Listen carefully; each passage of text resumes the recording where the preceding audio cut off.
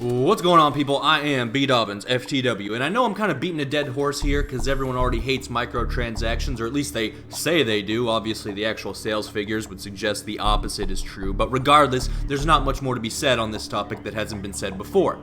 Right?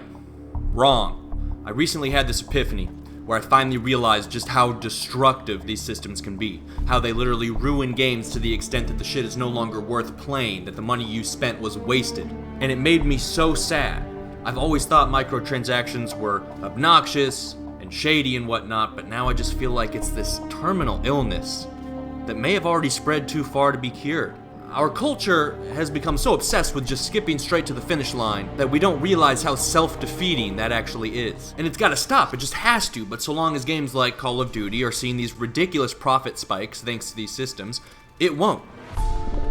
They're putting microtransactions in remakes of games that never had the shit in the first place. They're literally developing new content for 10-year-old games just so they can sell it off in little chunks. I mean, it's absurd. And at this point, it seems like the standard COD almost puts more content behind the supply drop paywall than they do in the actual game itself. They are escalating these systems to whole new levels that were unheard of just a few years ago. And if COD pulls it off again and they see these profit spikes continue, everyone else is gonna follow their lead just as they have been. I mean, remember 5 years ago when you could only find microtransactions on COD and iPhone games? And it's like now literally every game has some version of it. And this infection is going to spread and destroy every game it touches. And eventually the experience of gaming itself, it'll feel less like playing a sport and more like shopping for bullshit at Walmart, if that's not already the case. Now, I know you can't convince addicts to give the shit up out of some protest. They have to do it because they come to terms themselves with how self-destructive it is to blow money on this shit. Because I realize now, it's not just about wasting your money, it's about destroying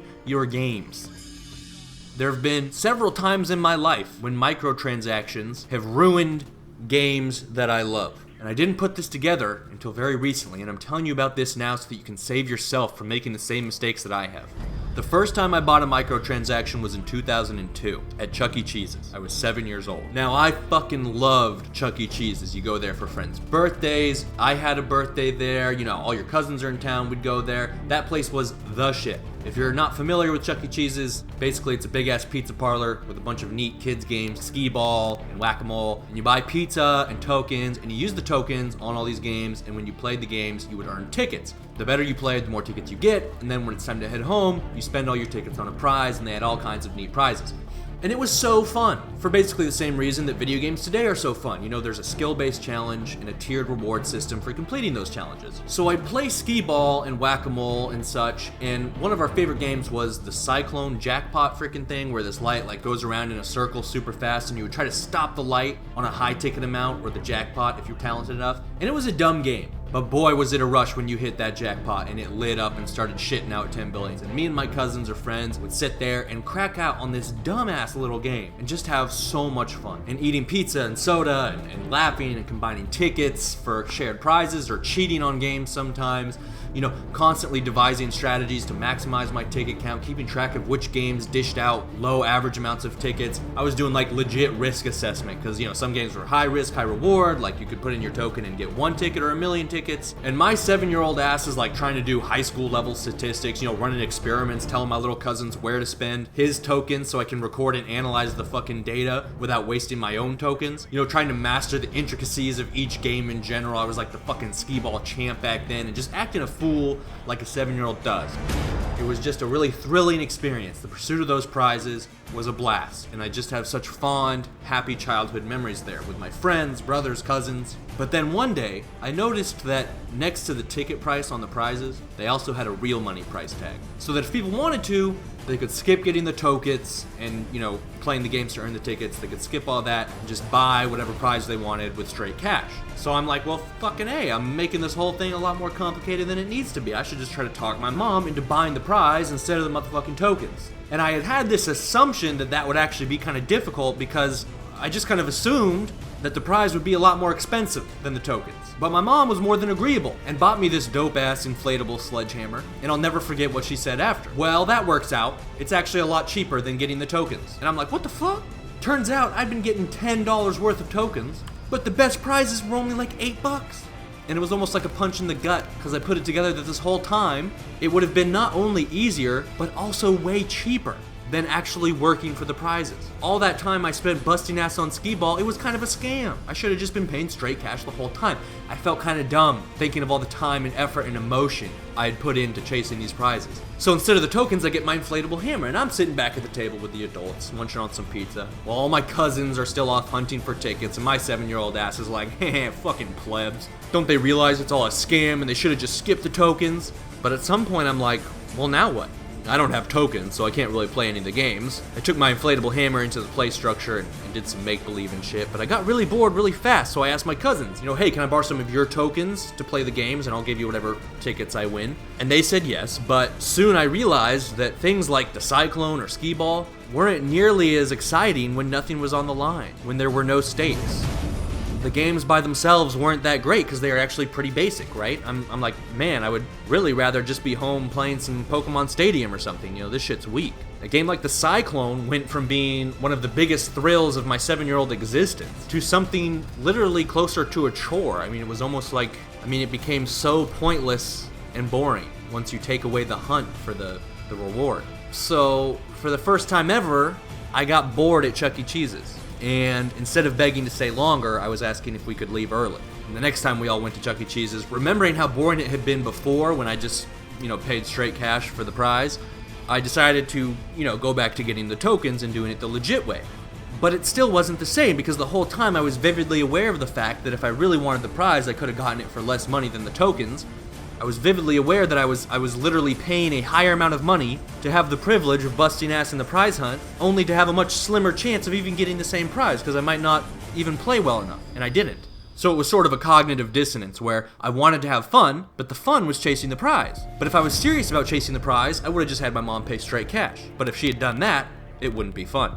So I played the games with the tokens, knowing the whole time now that it was basically a joke, that by playing the games I was intentionally taking the less efficient path towards the prize, and it just sucked the magic out of it completely.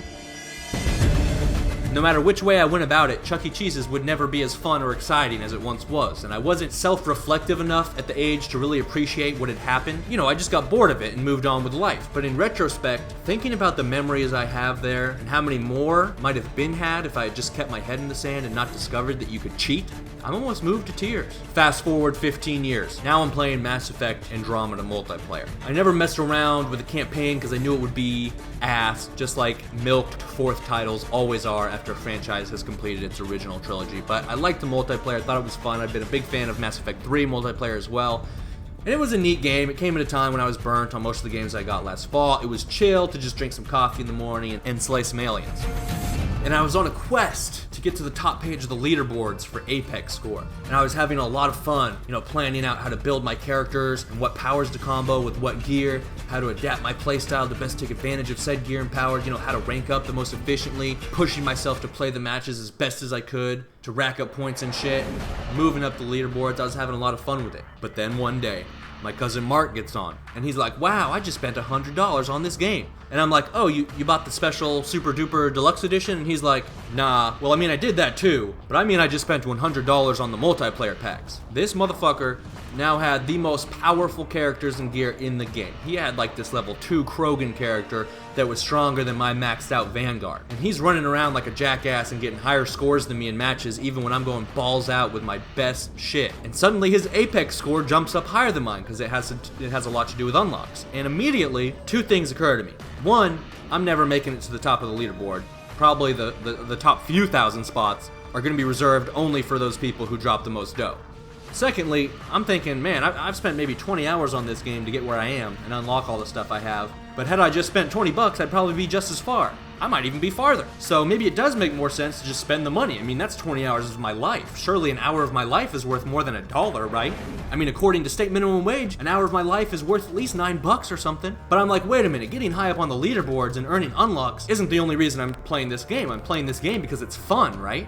And yet, once you take away the goals, once I'm no longer working towards something, because I realize it's a pointless endeavor, suddenly grinding the game's content loses all of its excitement and satisfaction. I'm no longer pushing myself in each match to perform as well as I can, because it doesn't matter. After Marky bought those microtransactions, I never really enjoyed the game again. It begs the question, why do games even put in progression systems in the first place? Why don't games like COD or Battlefield have all the guns and attachments available at launch? You know, why do they make you work to get them? Because people need incentives. People enjoy working towards something. People enjoy pushing themselves to overcome obstacles and challenges. It's not just about having, it's about doing. It's about knowing.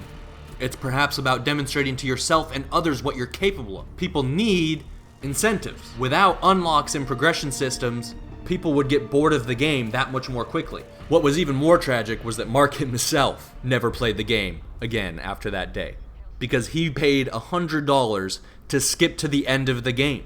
The game was over. He was experiencing what I had experienced at Chuck E. Cheese's 15 years earlier. I mean, what if Skyrim had launched with microtransactions and you dropped $100 and suddenly, you know, it gave you like a max level character with all the best gear and you could just one-shot anything in the game? It would be fun for like 20 minutes.